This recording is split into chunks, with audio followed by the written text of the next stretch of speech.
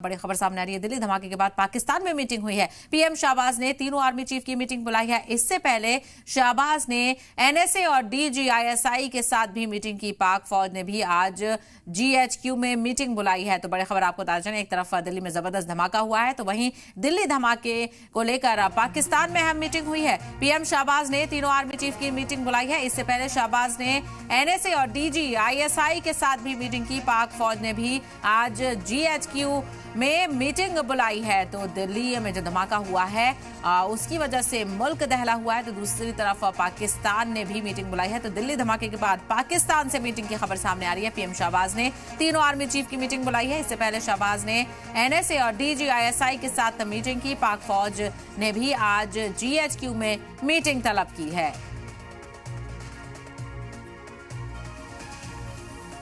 और वहीं आपको बताते चले, ना सिर्फ दिल्ली बल्कि यूपी से लेकर राजस्थान और मुंबई में भी जबरदस्त अलर्ट जारी किया गया है। पुलिस गश्त कर रही है और लोगों से एहतियात बरतने की अपील की जा रही है। हमारे नुमाइंदे मुंबई से अमजद इस वक्त हमारे साथ जुड़ गए हैं। अमजद, मुंबई में भी हाई अलर्ट इस वक्त जारी किया गया है क्योंकि धमाका दिल्ली में हुआ है, लेकिन मुल्क के लिए पूरा यह हसास है।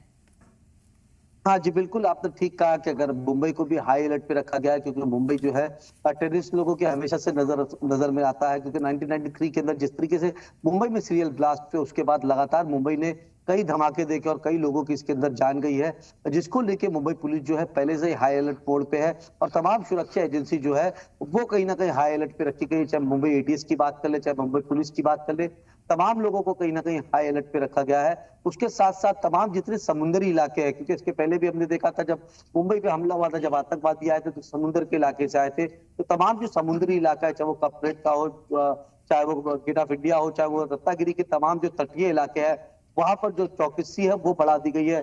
जगह जगह पे जो है वो नाकाबंदी करी जा रही है। तमाम लोगों को आइडेंटिफाई किया जा रहा है, तमाम लोगों से डॉक्यूमेंट्स पूछे जा रहे हैं।